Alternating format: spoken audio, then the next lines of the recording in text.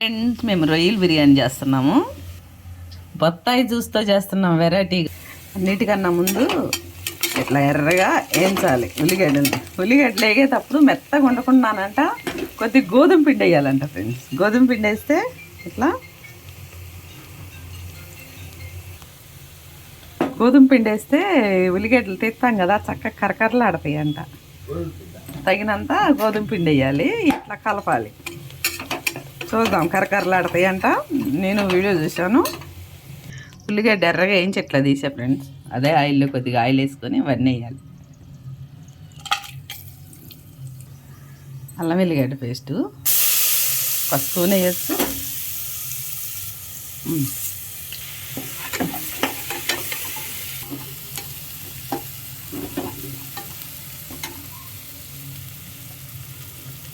ఇది పుదీనా టీ ఫ్రిడ్జ్లో పెడితే అట్లా అయింది.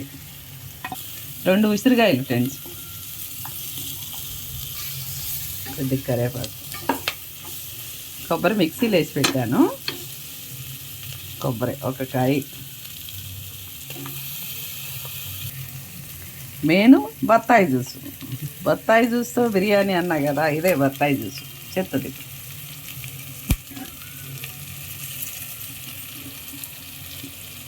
పోసి, ఆరెంజ్ జ్యూసు 5-6 ఆరెంజ్ పండులది. అది బాగా ఉడకనియాలి. కొద్దిగా పసుపు,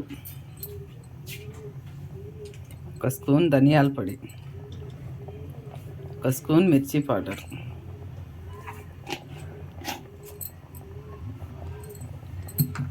ఇవన్నీ వేసి బాగా ఉడకనియాలి. దొడ్డుప్పు,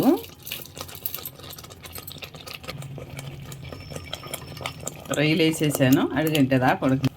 వేరే గిన్నెలో తీసేసా ఫ్రెండ్స్. ఎప్పుడు బిర్యానీ చేసే గిన్నెలా మాడితే కాలితే అప్పుడు మంచి స్మెల్ వస్తుంది, హోటల్ స్మెల్ లాగా. ఇట్లా సగం ఉడికింది రైసు. దమ్ముకి వేయాలన్నా కానీ మామూలుగా అయినా ఎట్లా ఇదే అంత పట్టుకొని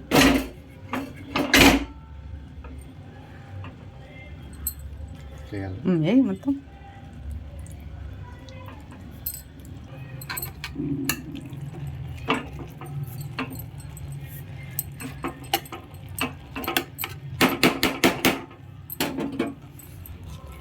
ఇందాక వేయించి పెట్టాను కదా ఉల్లిగడ్డలు, ఇది కూడా కొద్దిగా. ఇప్పుడు రైస్ అయిపోయింది, వేసి సర్దేసి.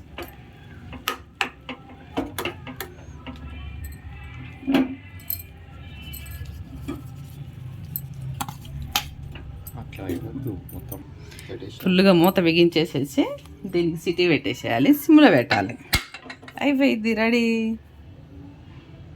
ఇప్పుడు కుక్కర్ పక్కన పెట్టేసి దమ్ముకు కదా చేసేది, పెంకు పెట్టాలి.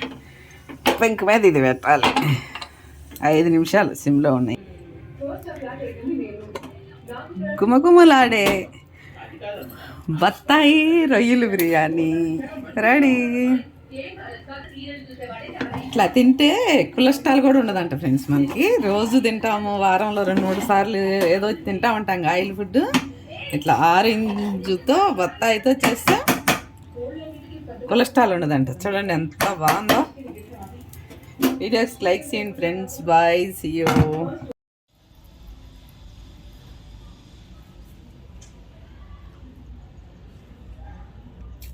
చాలా బాగుంది ఫ్రెండ్స్. ఆరెంజ్ బిర్యానీ రోజు తిన్నా ఏం కాదు.